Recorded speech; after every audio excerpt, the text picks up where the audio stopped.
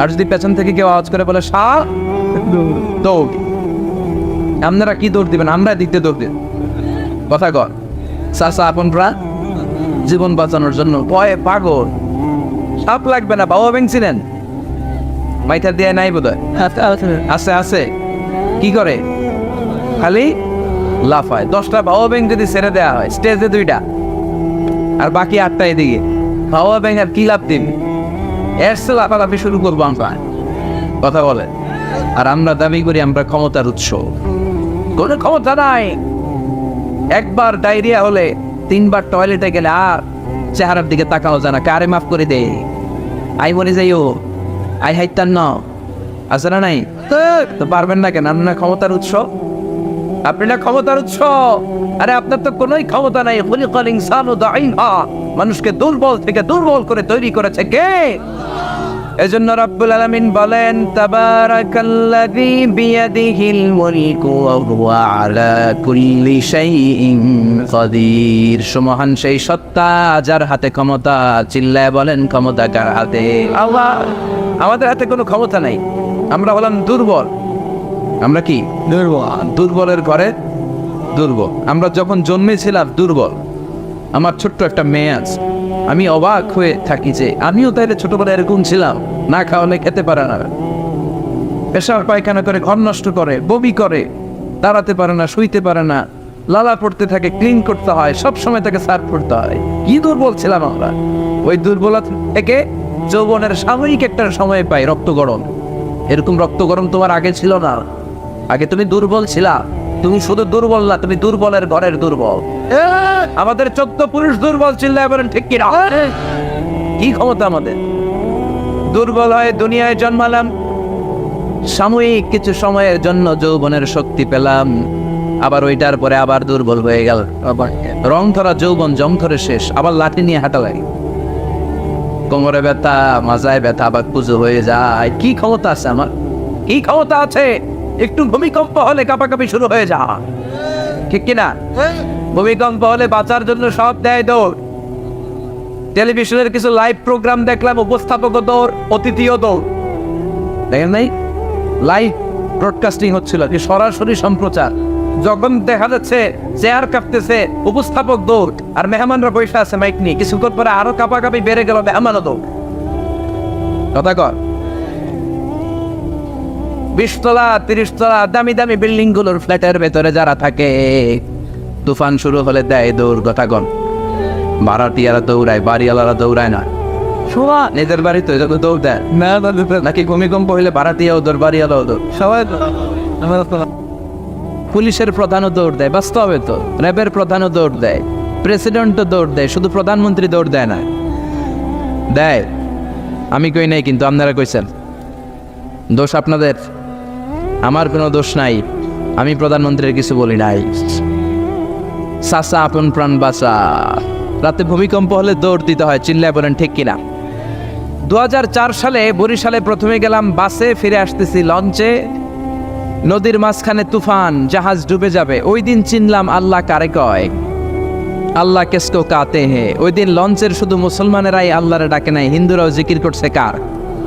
ওই দিন সবার মুখে একটা জিকির ছিল, লা ইলাহা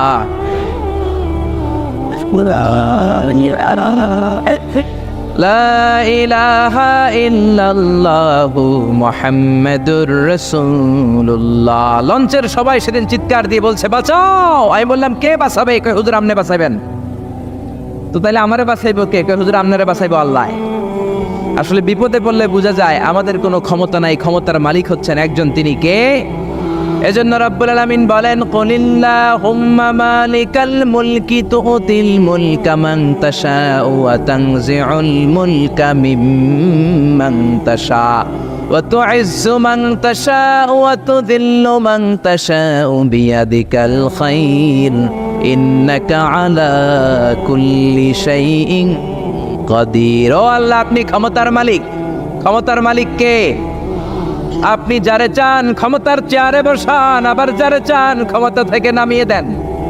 ফেরাউনকে মিশরের মসনদে বসালো কে? আবার সাগরের পানিতে সুবানি খাওয়াইলো কে? নমরুদকে ইরাকের চেয়ারে বসালো কে? আবার মশার কামড় দিয়ে শেষ করে দিল কে? ডোনাল্ড ট্রাম্পকে আমেরিকার ক্ষমতার চেয়ারের মধ্যে বসালো কে? ডোনাল্ড ট্রাম্প যদি বান্দ্রামি করে ওইটারও লাথি মাইরা নামায়া দিতে পারে কে?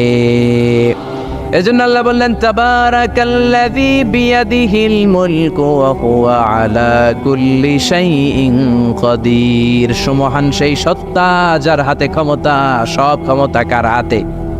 জোরে বলেন না, কার হাতে? এই পৃথিবীতে অনেক দেশের প্রধানমন্ত্রী কিংবা প্রেসিডেন্ট ক্ষমতার চেয়ারে 5 বছরের মেয়াদে বসে, জানেন? জানেন না? না, কোন দেশে 5 বছরের মেয়াদে, কোন দেশে 10 বছরের মেয়াদে। তো আমার আল্লাহ ক্ষমতার চেয়ারে বসছে কয় বছরের মেয়াদে? কথা বলেন। 20 বছর, 50 বছর, 100, 200, এর চেয়ে বেশি?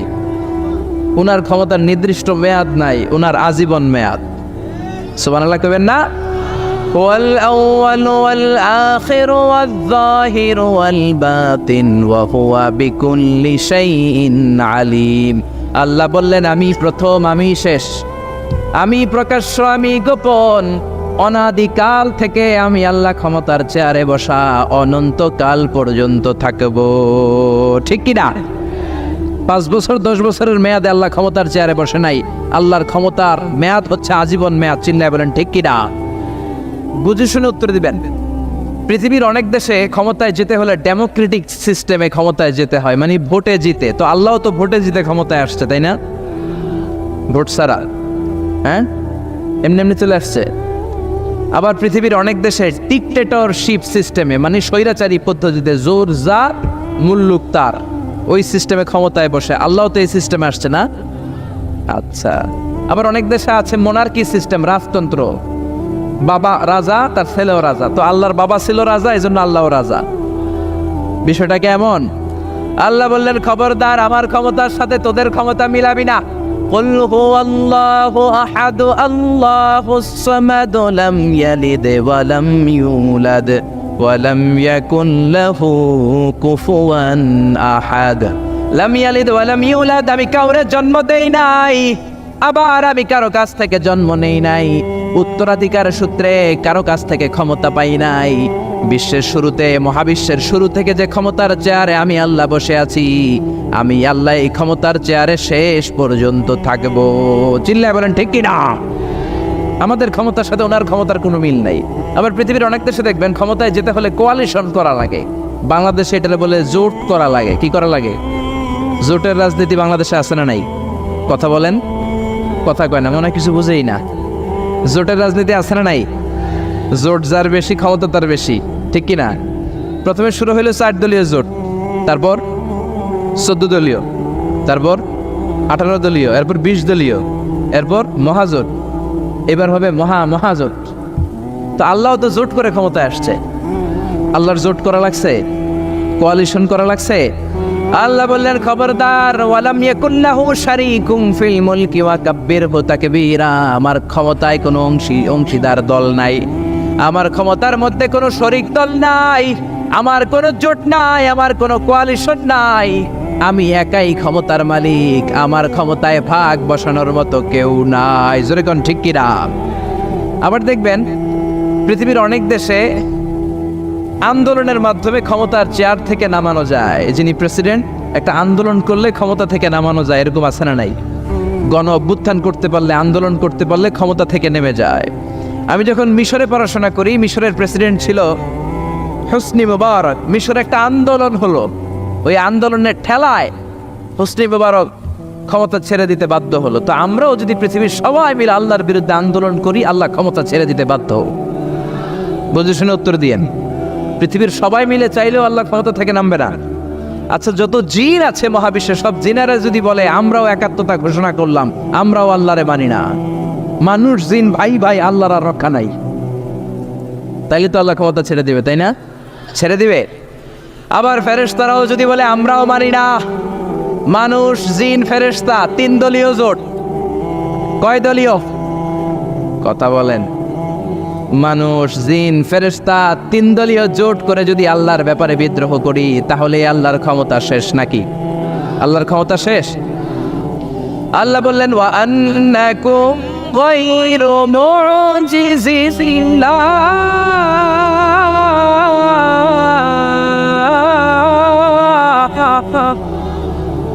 খবরদার, গোটা বিশ্বের সবাই মিলে যদি আমি আল্লাহরে পরাস্ত করতে চাও, গোটা বিশ্বের সবাই মিলে যদি আমি আল্লাহর ব্যাপারে বিদ্রোহ করো, আমি আল্লাহর বিরুদ্ধে যদি আন্দোলন সবাই মিলে তোমরা করো, আমার ক্ষমতার এক আনাও তোরা কমাতে পারবি না। সুবহানাল্লাহ। তার মানে আমাদের ক্ষমতার সাথে আল্লাহর ক্ষমতার কোনো মিল নাই। চিল্লায় বলেন ঠিক কিনা? আবার বুঝে শুনে উত্তর দেন। অনেক দেশে দেখবেন রাজার বয়স এত হয়েছে, বয়সের ভারে নুজ্জ হয়ে 70-80-তে পৌঁছে গেছে, কয় আই আর হাইতান্ন, আমি অবসরে যাব, সেলফ রিটায়ারমেন্ট, স্বেচ্ছায় অবসরে যাব। এরকম হয় না? অনেক রাজা, সুলতান, প্রেসিডেন্ট স্বেচ্ছায় অবসরে চলে যায়। তো আল্লাহরও তো অনেক বয়স হয়েছে, এখন আল্লাহর অবসরে যাওয়ার সময় এসেছে। বয়স হয় নাই, এত বছর উনি ক্ষমতা চালায়, এখনো বয়স হয় নাই। উনি ক্লান্ত হয় না? উনার ঘুমে ধরে না? আল্লাহ বললেন খবরদার, লা তাখুযুহু সিনাতু ওয়ালা নাওম, আমার ঘুম নাই, আমার কোনো নিদ্রা নাই, আমার কোনো তন্দ্রা নাই, আমার কোনো ঝিমুনি নাই। ওয়ালা ইয়াউদুহু হিফযুহুমা ওয়া হুয়াল আলিয়ুল আযীম। এই পুরো মহাবিশ্বটা পরিচালনা করতে যে আমি আল্লাহ ক্লান্ত হই না, আমি আল্লাহর তন্দ্রা আসে না, আমি আল্লাহর ঝিমুনি আসে না, আমি আল্লাহর ঘুম আসে না। আমি আল্লাহ একাই মহাবিশ্বের সব ক্ষমতার মালিক, ঠিক কিনা? এজন্য আল্লাহ বললেন তাবারাকাল্লাযী বিয়াদিহিল মুলকু ওয়া হুয়া আলা কুল্লি শাইইন কাদির। সুমহান সেই সত্তা যার হাতে ক্ষমতা। ক্ষমতা কার হাতে? সবাই বলেন না, ক্ষমতা কার হাতে? নাকি আপনাদের হাতে? আর কোনোদিন বলবেন জনগণ সকল ক্ষমতার উৎস? আর কোনোদিন বলবেন সকল ক্ষমতার উৎস হচ্ছে একজন, তিনি কে? আওয়াজ করে বলতে হবে, তিনি কে? আমরা বললাম আল্লাহ, বুঝলাম আপনি ক্ষমতার মালিক, আর কিসের মালিক বলেন? আল্লাহ বললেন আল্লাযী খালাকাল মাউতা ওয়াল হায়াতা লিয়াবলুয়াকুম আইয়ুকুম আহসানু আমালা ওয়া হুয়াল আজিজুল গফুর। আমি শুধু ক্ষমতারই মালিক নই, আমি এমন আল্লাহ যে আল্লাহ জীবন তৈরি করলাম, যে আল্লাহ মরণ তৈরি করলাম। আমি জীবনেরও মালিক, মরণেরও মালিক। আমাদেরকে জীবন দিয়েছে কে? মরণ দিয়েছে কে? আমাদের প্রাণ ভিক্ষা দিতে পারে কে? নাকি আপনাদের রাষ্ট্রপতি? আপনাকে রাষ্ট্রপতি তো নাকি প্রাণ ভিক্ষা দেয়, দেয় না? আরে রাষ্ট্রপতিরও তো প্রাণ ভিক্ষা দিবে আল্লাহ। চিল্লায় বলেন ঠিক কিনা? আল্লাহ বললেন আমি এমন আল্লাহ আল্লাযী খালাকাল মাউতা ওয়াল হায়াতা লিয়াবলুয়াকুম আইয়ুকুম আহসানু আমালা। তোমরা কে কেমন আমল করো এটা দেখার জন্য আমি জীবন বানালাম, মরণ বানালাম, আর জীবন মরণের মাঝখানে তৈরি করলাম রূহ। রূহ তৈরি করলাম। কি তৈরি করলাম? রূহ মানুষ তৈরি করতে পারে না, রূহ তৈরি করতে পারে একজন, তিনি কে? মানুষ কম্পিউটার তৈরি করতে পারে, প্লেন বানাতে পারে, রকেট বানাতে পারে, রোবট বানাতে পারে, সুফিয়া খালারে বানাতে পারে, কিন্তু রুহু বানাতে পারে না। সুফিয়া খালারে চিনেন? আপনারাও চিনেন? আচ্ছা, মেয়েদের মতো লিপস্টিক দেয়া হয়েছে ওর ঠোঁটে, মেয়ের আকৃতি দেয়া হয়েছে, অবয়ব দেয়া হয়েছে। সুফিয়া রোবটটাকে দেখে আমার প্রতিবন্ধী মনে হলো। এমনে তাকায়, এমনে করে, এমনে করে, এমনে করে, আর ভেতরে সফটওয়্যারে সব সেট করে দেয়া, যেটা রিমোট কন্ট্রোলে চাপে ওই অনুযায়ী বলে। চিল্লায় বলেন ঠিক কিনা? যারা এই সুফিয়াকে বানিয়েছে, কিয়ামতের দিন আল্লাহ বলবে এই সুফিয়ার ভেতরে রুহু দে, এই সুফিয়ার ভেতরে রুহু দে। যারা এই সুফিয়া নিয়ে পৃষ্ঠপোষকতা করেছে, বিদেশ থেকে দেশে এনেছে, সবাইকেই আল্লাহর সেদিন বিচারের ট্রাইব্যুনালের, সুপ্রিম কোর্টের কারাগারে কাঠগড়ায় আসামি হয়ে দাঁড়াতে হবে। চিল্লায় বলেন ঠিক কিনা? এজন্য আল্লাহ ডেকে বললেন গোলাম, আমি জীবন বানালাম, মরণ বানালাম, জীবন মরণের মাঝখানে বানালাম রুহু। এই রুহু থাকলে তুমি জিন্দা, রুহুটা না থাকলে তুমি হয়ে যাও মুর্দা। এই যে মিজানুর রহমান আজারি কথা বলতেছে, হাসে, হাত নাড়ে, কথা বলে, কারণ রুহু আছে। এই রুহুটা বের হয়ে গেলে লাশ হয়ে পড়ে যেতে হবে। চিল্লায় বলেন ঠিক কিনা?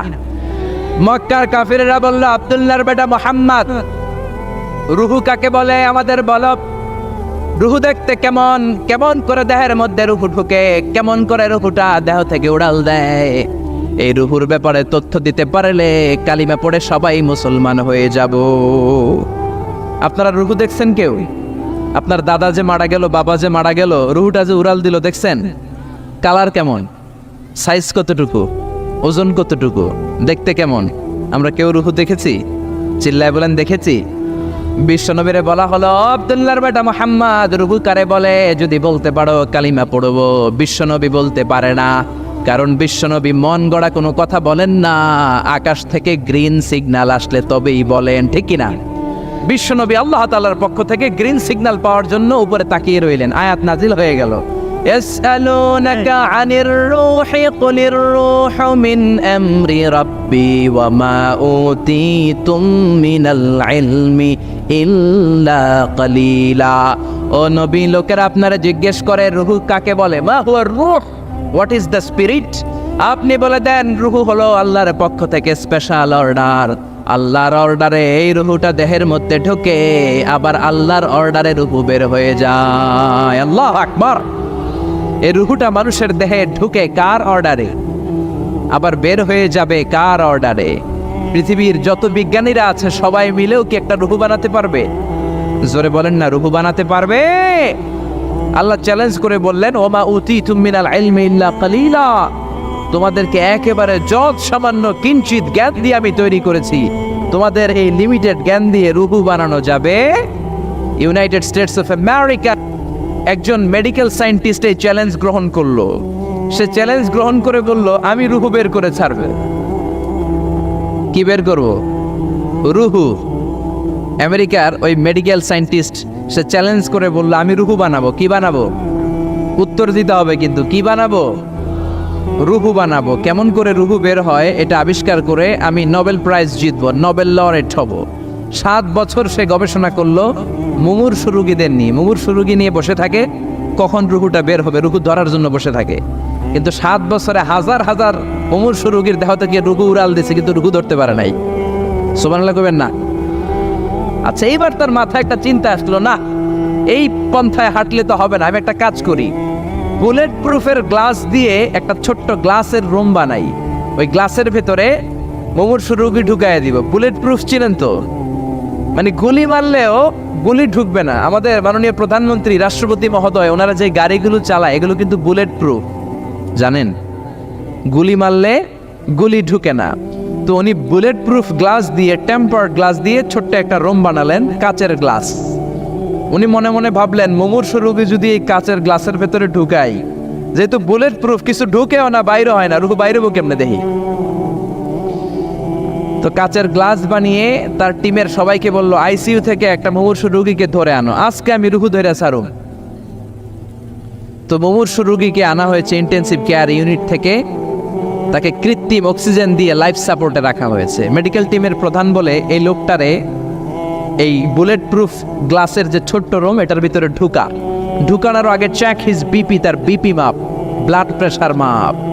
তো মেপে দেখে ঠিক আছে। ওজন মাপ, বলে ওজন মাপা হলো, ওজন হচ্ছে 80 কেজি, 80 কিলোগ্রাম। কত কেজি? 80। সবাই বলেন কত কেজি? 80 কেজি। এবার মেডিকেল টিমের প্রধান বলে, মুমূর্ষু রোগীটার ভিতরে ঢুকিয়ে দে। ঢুকানো হলো। এবার সে বলল, লাইফ সাপোর্ট খুলে ফেল। সবাই বলে, স্যার লাইফ সাপোর্ট খুলে ফেললে তো মরে যাবে। মেডিকেল টিমের প্রধানকে মারার জন্যই তো আনছি, এটার না মারলে আমি রুহু পামু কেমনে?